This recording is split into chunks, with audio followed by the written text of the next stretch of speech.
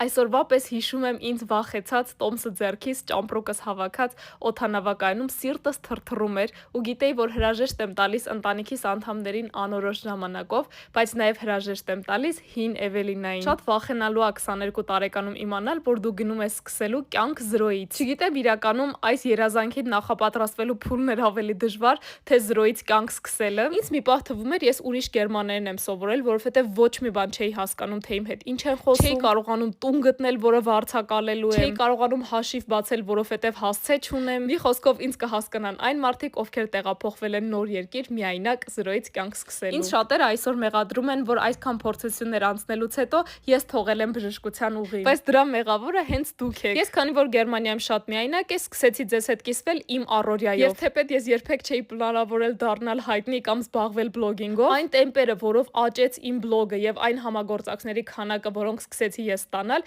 ինձ ստիպեցին ընտրություն կատարել երկու կյանքի միջև։ Թեպետ սա իմ երազանքների կյանքն է, ես երբեք չէի լինի այստեղում, եթե անցած չլինեի նախորդող ուղին։